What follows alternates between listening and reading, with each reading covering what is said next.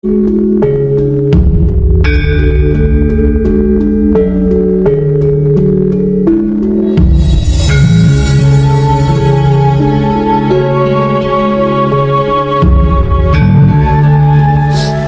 Mas Tinus.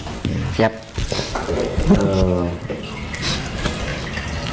Akhir-akhir ini kan rame Mas tentang wacana presiden 3 periode atau bahkan ada perpanjangan masa jabatan juga.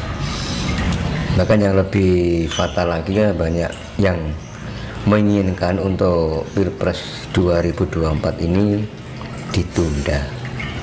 Bagaimana pandangan Mas Tinus tentang ini? Apakah perlu ditunda atau memang perpanjangan 3 periode, apa gimana Mas? Dua kemungkinan. Ditundanya itu bisa tertunda, bisa berganti dengan zaman kerajaan.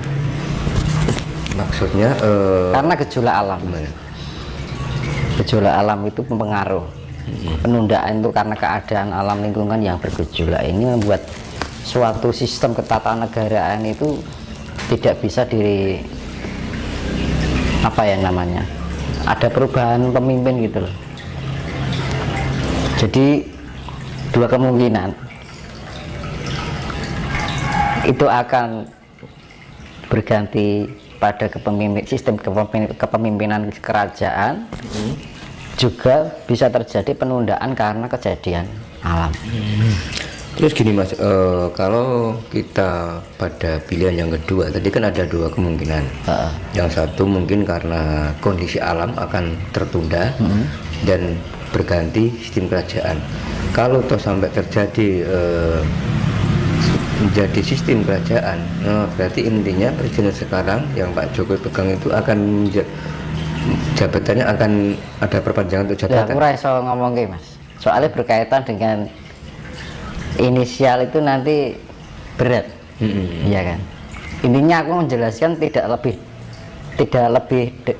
terlalu detail gitu kan. Intinya itu. Karena podo karo kan nek ngeramal itu kan podo karo ngeramal artis teman. Manusia yang diramal. Nanti kalau yang merasa mendengarkan kan kasihan.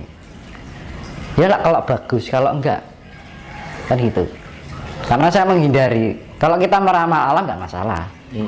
Tapi kalau meramal berkaitan dengan kepribadian manusia itu mempengaruhi mentalitas bagian yang bersangkutan. Gitu. Jadi saya ambil sisi tengahnya, ya itu tadi. Bisa karena penundaan karena suatu keadaan alam, bisa kembali pada sistem kerajaan. Dua kemungkinan itu nanti. Tapi kalau membicarakan nanti begini, menunjukkan sebuah presiden ini akan berganti ini, nah itu urusannya inisial Mas. Sekarang gini Mas, tadi kalau memang harus ditunda karena kondisi alam, Mas Tinus berarti meyakini dong kalau sebelum Pilpres ini nanti ada bencana yang lebih dahsyat lagi. Kalau saya itu dulu pernah bilang, kan adanya presidennya setelah tahun 1945 ya Mas, sejak Pak Karno. Iya kan. Nah, Pak Jokowi kan terhitung ke-7. Ya. Kalau menurut pandangan apa yang saya lihat, menurut saya loh ya, itu presiden Indonesia, bukan diartikan Nusantara ya, Nusantara udah ada zaman Majapahit kan. Indonesia itu hanya sampai 7 kali. Yang presiden ke-8 nggak ada. Kalau menurut apa yang saya lihat seperti itu. Entah itu akan penundaan atau terhenti, itu urusannya nanti. Pokoknya dua kemungkinan itu tadi. Kalau terhenti berarti kembali pada sistem kerajaan, ya kan? Iya. Kalau tertunda karena kondisi alam, gitu aja. Tapi setelah Pak Jokowi, menurut apa yang saya lihat, kayaknya nggak ada yang presiden yang ke-8. Berarti Pak Jokowi yang terakhir. Bisa jadi. Berarti kan aku bilang ke-7 sudah nggak ada presiden, kan berarti nggak ada teman, nggak ada lagi karena faktor alam. Bisa terjadi itu penundaan atau bisa terjadi karena terhenti karena alam loh maksudnya, karena sistemnya gitu loh. Gitu. Jadi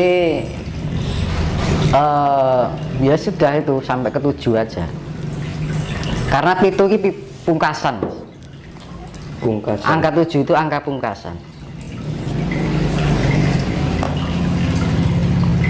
Apakah itu untuk Indonesia loh? Bagian dari siklus, Mas. Hah? Bagian dari siklus. Ya itu lelan orang Jawa kayak gitu. Angka 7 itu agak luar biasa. Nah gitu. Ya misalkan 7 keajaiban dunia, ya kan. Selalu ada 7 ya. Hari pun ada 7. Nggak ada hari ke-8 kan gitu. Iya toh Mas. Jumlah hari aja ada 7 ya. Angka 7 itu angka luar biasa. Dibilang juga 7 itu pungkasan. Selebihnya ya udah lewat kan. Karena Indonesia itu ya termasuk sakral gitu kan.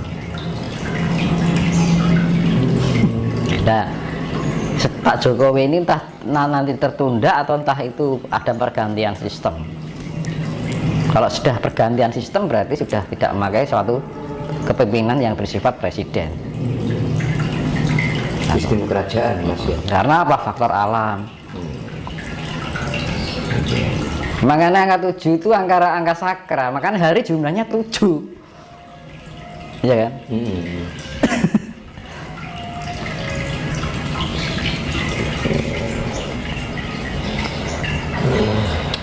Ini Mas ada pertanyaan dari netizen. Pencetus ajaran Hasta Brata, kapan lahirnya? Ditujukan untuk orang awam atau khusus pemimpin? Apakah dalam ajaran agama Islam, Kristen, Hindu dan lain-lain substansi Hasta Brata juga ada? Hasta itu lah ya pernah saya jelaskan dulu. Hasta adalah 8, Brata adalah laku, ya kan? Dari 8 pergerakan aktivitas dari 8 elemen semesta, ya kan? Di dunia, di bumi ini ada kehidupan kan karena ada 8 elemen semesta, yaitu Surya, Condro, Angkasa, Surya, Condro, Kartika, ya kan? Maruta, Samudra, Dahana, karo tanah. Kan gitu. Jadi ini bahasa Indonesianya Surya, angkasa, Surya, Chandra, bintang. Chandra itu bulan, bintang, ya kan? Air, api, angin, tanah. Nah, bumi ini ada kehidupan kan karena ada itu tuh Mas. Nggak kayak, makanya di planet lain kan nggak ada. Di sana nggak ada air, nggak kayak di bumi ini. Makanya tercipta kehidupan karena ada Hasta Brata. Hasta 8 Brata adalah pergerakan aktivitas. Karena ada pergerakan dari 8 elemen semesta itu, maka terciptalah kehidupan. Dan itu bisa diterapkan di dalam diri kita karena kita bagian dari mikro dari bumi ini. Ya kan? Kita sama bumi itu sama, cuman kita wujudnya beda dan kita lebih kecil kan gitu. Ya kinerjanya unsur-unsurnya sama. Nah kita tanpa angkasa mau di bumi ini mau bertempat di mana, ya kan? Bumi tidak ada kehidupan jika tidak ada air, sama seperti kita. Bumi tidak akan bisa ada kehidupan jika nggak ada udara, ya sama seperti kita. Ya toh Mas.